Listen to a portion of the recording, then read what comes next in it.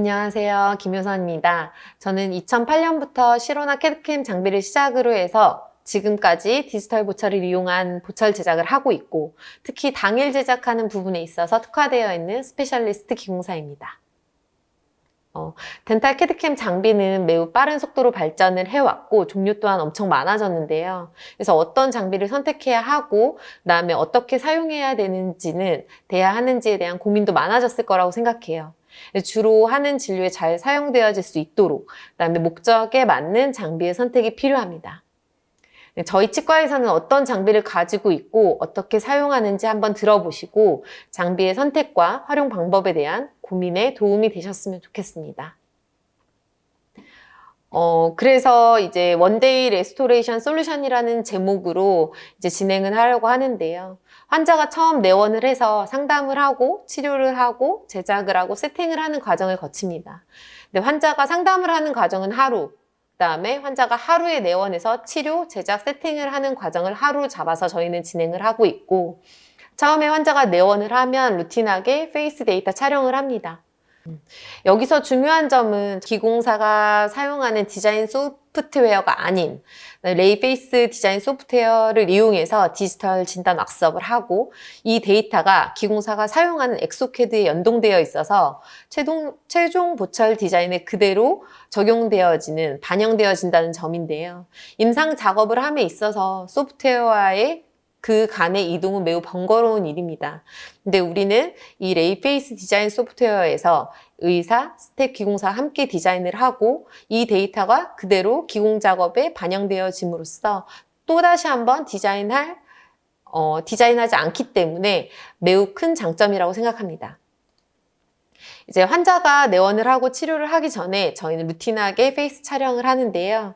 이 과정은 핸드폰 촬영하는 것과 마찬가지로 매우 간단하고 심플해서 환자도 스태프도 굉장히 편하게 생각하고 촬영하고 있습니다. 우리는 이거를 심미치료뿐만 아니라 환자가 처음 내원했을 때 초진 기록 장치로서 적용되기 위해서 루틴하게 촬영을 하고 있는 거고요.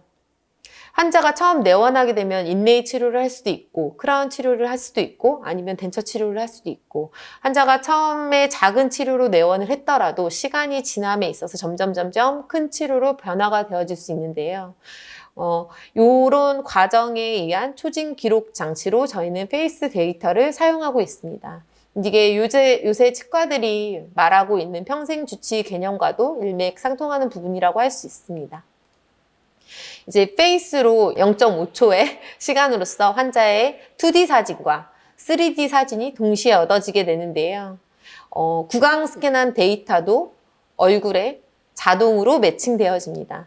우리는 한 번의 클릭으로 환자의 2D 이미지와 3D 이미지를 동시에 얻을 수 있는 거죠. 요거는 일반 클리닉에서 2D 촬영한 사진을 갖고 온 건데요. 이러한 2D 사진 촬영도 술자의 테크닉에 따라서 매우 퀄리티가 다릅니다. 좋은 사진 한 장을 찍기 위해서 술자는 노력과 시간을 들여서 이렇게나 많은 사진을 찍게 됩니다.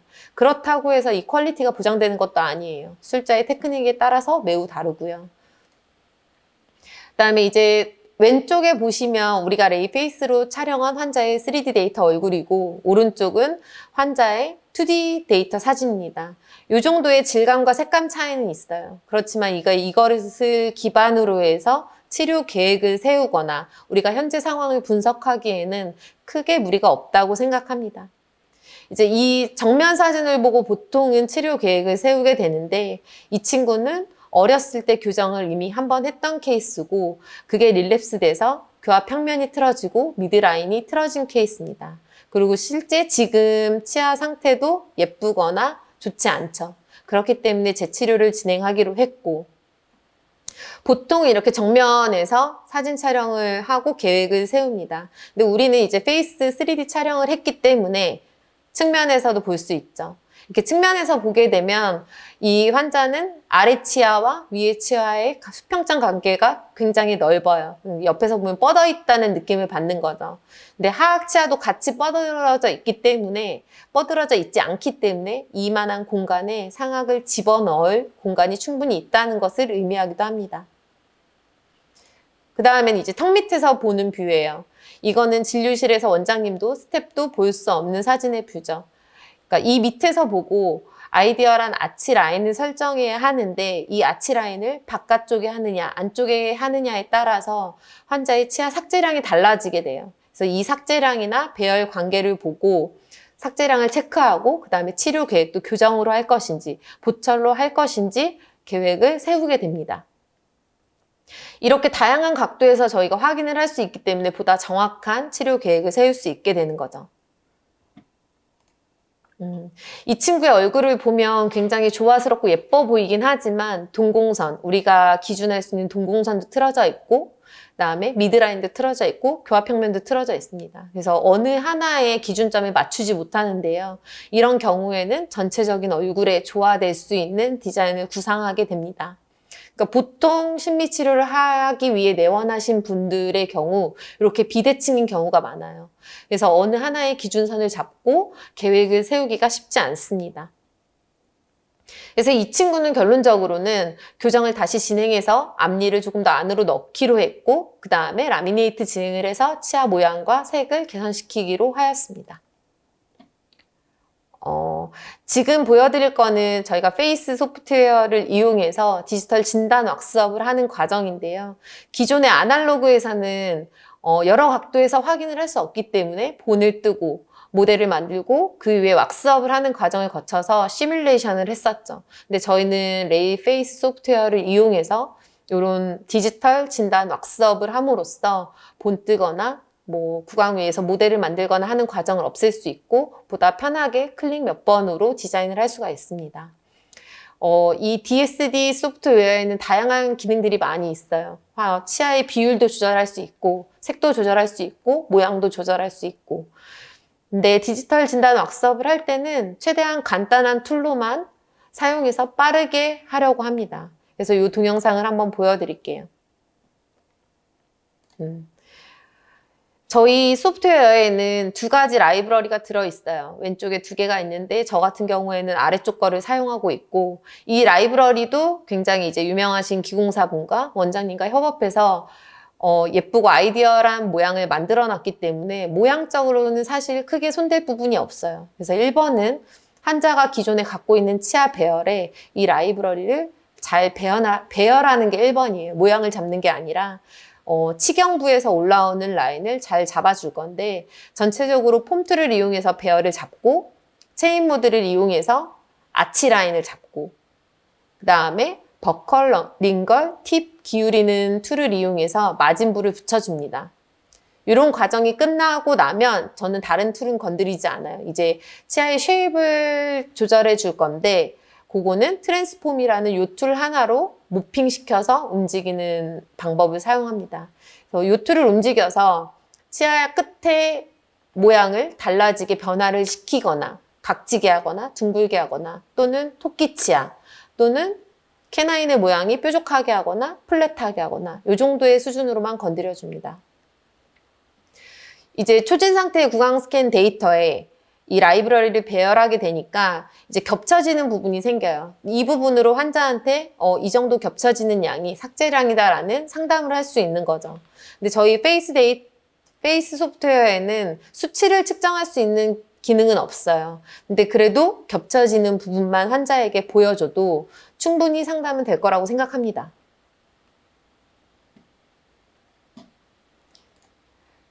이렇게 디자인을 하면서 환자분과 이제 상담을 하는 거죠. 어느 정도 삭제량을 감소할 수 있는지, 아니면 교정을 진행해야 되는지, 아니면 원하는 치아 모양이 뭔지, 치아 색깔이 뭔지, 여기서 다 끌어내셔야 돼요. 이제 그 다음은 저희가 연동되어 있는 엑소캐드로 진입을 하게 되죠. 엑소캐드로 진입을 할 때도 저희는 손댈 게 거의 없습니다. 좌표나 이런 것들이 다 맞아서 들어가기 때문에 좌표값을 매칭시킬 필요도 없고 다시 무언가 조절할 필요는 없어요. 그래서 이 엑소캐드 단계에서는 치아 모델에 마진을 그리고 우리가 페이스에서 디자인한 라이브러리를 붙여넣기만 하면 되기 때문에 굉장히 심플한 과정이라고 할 수 있고 상담한 데이터가 그대로 보철에 디자인되는 과정이 이 과정인 거죠. 그 다음에 하나 더 추가로 말씀드리면 레이페이스 소프트웨어에서 자동으로 잡힌 힌지 데이터가 이제 교합기에 자동으로 붙어지기 때문에 마운팅, 디지털 마운팅도 자동으로 되는 과정이 있습니다. 요거는 심리치료에서는 사실 활용되지는 않지만 이제 임플란트나 덴처나 그런 배열을 함에 있어서는 반드시 필요하고 중요한 기능이라고 생각합니다. 이와 같은 데이터로 환자와 원장님과 상담을 하고 거기서 한 번 더 절충을 합니다. 뭐 이 모양이 얼굴에 넣어봤을 때 마음에 드는지 어떤 식으로 변화를 원하는지 한 번 더 상담을 하기 때문에 결과 데이터에 대해서 이제 의문점을 가질 게 없는 거죠. 환자의 의견도 확실히 들어갔고 원장님의 의사도 반영이 됐고 이제 기공사 입장에서는 알맞은 마진만 그려주면 되고 거기에 붙어지는 라이브러리를 출력하기만 하면 되는 거죠. 그래서 당일 제작을 할 때 이런 디자인을 하는 시간을 확실하게 줄여줄 수 있는 게 큰 이점입니다. 원래는 치과에서 기공사한테 이런 심미 쪽에 의뢰를 보낼 때 굉장히 심플하게 보내요. 뭐 환자의 니즈가 무엇인지 이런 거 적어주지 않기 때문에 기공사는 감으로 제작하는 경우가 많아요.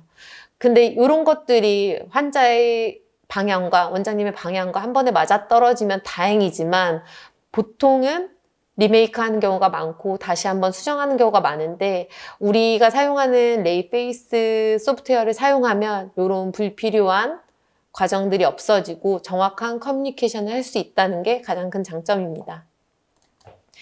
이제 이 친구는 교정을 진행했고 원장님께서 최소 삭제를 하셨죠. 그래서 오른쪽을 보시면 환자의 치아가 그대로 보존되어 있는 것을 보실 수 있어요. 이게 프랩한 치아 모양이거든요. 그래서 최소 삭제를 해서 투명 교정을 하고 최소 삭제를 하는 이 진행 과정은 환자에게 치아 보존의 역할에서건 너무 굉장한 좋은 치료 방법이라고 생각합니다. 원장님께서 프랩하시는 동영상을 한번 넣어봤는데요. 최소 삭제를 진행하기 때문에 그 시간 또한 굉장히 짧게 걸려요. 그래서 환자 입장에서는 체어 타임도 굉장히 적기 때문에 만족스러운 치료가 될 수 있는 거고 이렇게 프랩하시고 나면 저희는 이제 구강 스캐너로 스캔을 하죠. 저희 레이 iOS 스캐너를 사용했고 이 사진을 보면 저희 병원에서 제가 찍은 것과 원장님이 찍은 것과 스텝 선생님이 찍은 것과 이렇게 세 가지 데이터를 저희가 한번 넣어놨어요. 근데 그냥 봐도 아시겠지만 너무 선명한 데이터가 하나 있고 너무 흐릿한 데이터가 하나 있어요. 요거는 술자의 테크닉에 따라서 이렇게 결과물이 달라진다는 거고 요즘 구강 스캐너는 굉장히 상향 평준화가 되어 있기 때문에 스캐너의 속도 뭐 그런 것보다는 오히려 술자의 테크닉이 훨씬 중요하다고 생각을 하는데 이 테크닉은 사실 꼼꼼하게 여러 데이터가 충분히 들어갈 수 있도록 천천히 지그재그 방향으로 충분히 겹쳐질 수 있는 촬영을 하는 게 방법이에요. 그 다음에 마진 부위에 수분이 맺혀 있지 않도록 에어를 불어주는 것도 방법이고 빨리 지나가는 게 중요한 게 아니에요. 충분한 데이터가 이제 습득되어질 수 있도록 기다려주고 틀어주는 방법으로 구치부도 전치부도 촬영해 주시면 왼쪽과 같은 정확한 데이터를 얻을 수 있습니다. 그래서 충분한 훈련이 필요합니다. 그러니까 모든 스캐너들이 엣지로스라는 이런 단점, 뭐 극복할 수 없는 단점들이 있어요. 그러니까 뭐 장비마다 조금씩은 다르겠지만 그래도 모든 스캐너들이 다 이런 단점을 갖고 있는데 지금은 이제 기공사들이 파라메타 값이던 마진의 위치를 잡아주는 위치를 변화시킴으로써 이런 한계점을 극복해 나가고 있는데 점점 더 좋아지리라고 생각합니다. 근데 이렇게 스캔하고 디자인한 데이터를 우리는 이제 4충 밀링기로 밀링을 하게 됩니다. 이 밀링기는 1:1 밀링 방식이에요. 두 개의 버로 밀링을 하고 왼쪽은 내면을 깎는, 오른쪽은 외면을 깎는 버죠. 그래서 요거는 하나 밀링을 하는데 보철의 크기, 그다음에 밀링하는 블럭의 종류에 따라서 시간은 조금씩 차이가 있지만 보통은 15분 내외라고 생각하시면 돼요. 근데 여기서 저희가 라미네이트를 제작할 때 이 4축 밀링기의 한계점은 세라믹이기 때문에 좀 마진 부위에 치핑이 있을 수 있어요. 그리고 요거는 요 밀링기뿐만이 아니라 모든 4축 밀링기의 툴 패스, 그다음에 밀링 속도에 의한 한계점이기 때문에 그거는 다 공통적이라고 보시면 되고, 제 입장에서는 사실 이제 마진 부위에 치핑이 없는, 속도가 조금 느리더라도 좀 치핑이 없는 그런 밀링기가 훨씬 좋다고 생각을 합니다. 만약에 치핑이 되면 또 하나를 밀어야 되고 블럭의 소모, 그다음에 시간이 똑같이 15분이 또 추가가 되기 때문에 한 1, 2분 느려지더라도 마진의 밀링성이 좋은 밀링기가 좋다고 생각을 하는데, 이 레이렌트 4X 밀은 확실히 마진 밀링성에는 안정성이 있는 것 같습니다. 지금 왼쪽은 내면을 깎는 버라고 말씀드렸고, 오른쪽은 외면을 깎는 버예요. 이 버의 직경은 1mm예요. 그러니까 이거보다 작은 예민한 요철 부위가 있으면 이 밀링기는 밀링을 할 수 없어요. 덜 깎는 부분인 거죠. 그래서 그 부분에서 구강 내에 시팅했을 때 걸리게 되는 부분이 있는데, 그 부분을 미리 인지하고 4축 밀링기의 한계점 인지하고 먼저 손을 대서 약간 다듬어 주거나 하는 방법으로 보상을 해줘야 합니다. 그거는 4축 밀링기는 5축 밀링기와 다른 한계점이라고 생각을 하고요. 이제 요 밀링된 결과물을 보시면 마진 쪽의 얇은 부분도 치핑 없이 잘 된 것을 볼 수 있습니다. 결과물이 매우 좋은 편이고요.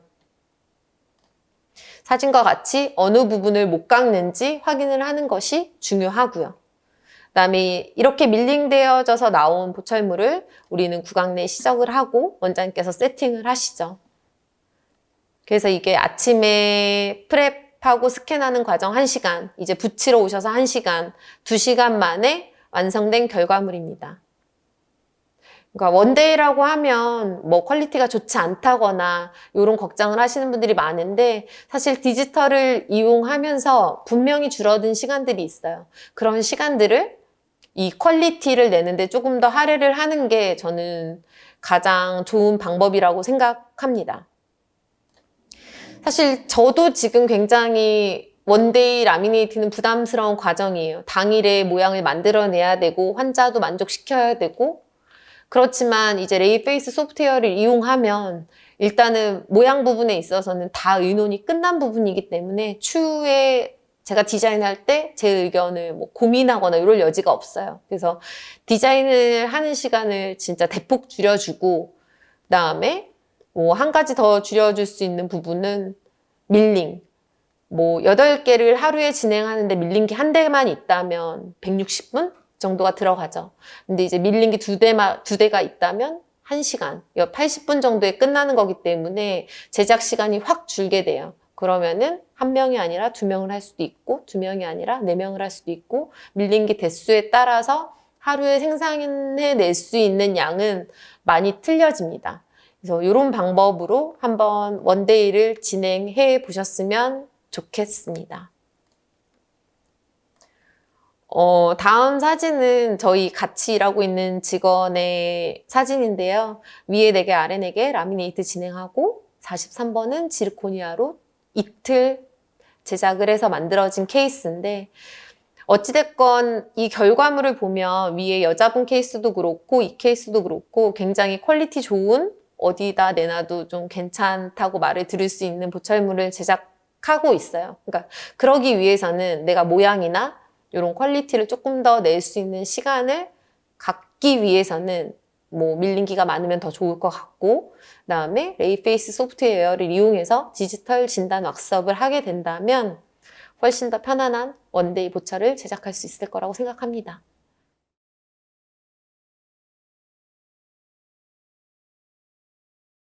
So the first question, what do you think is the strong point of Rayface DST software comparing to other softwares? Rayface DST 소프트웨어가 다른 소프트웨어보다 강점인 부분이 있을까요?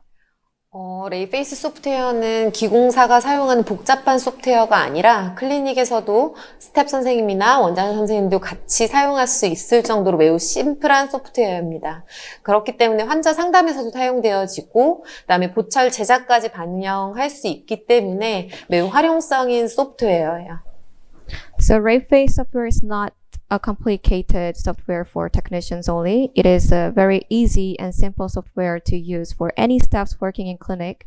So the consultation with patient become very efficient and the early stage data can be used for making final restorations. So the usability is really good.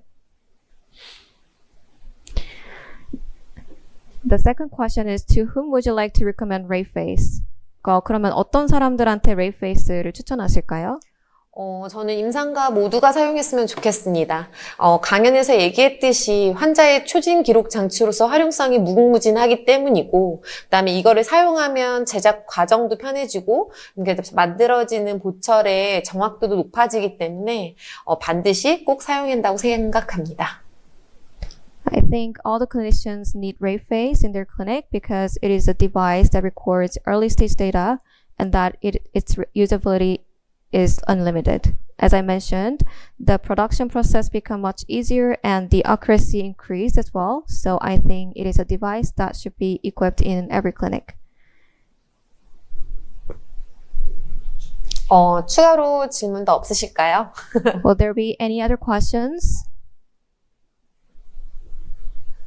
질문 없으시면 이번에 강의는 이걸로 마치겠고 다음에 더 좋은 기회로 찾아뵐 수 있었으면 좋겠습니다. 오늘 들어주셔서 감사합니다. If there is no question, we hereby conclude our webinar. Thank you so much for listening, and we look forward to another opportunity to see you soon. Thank you so much. Bye!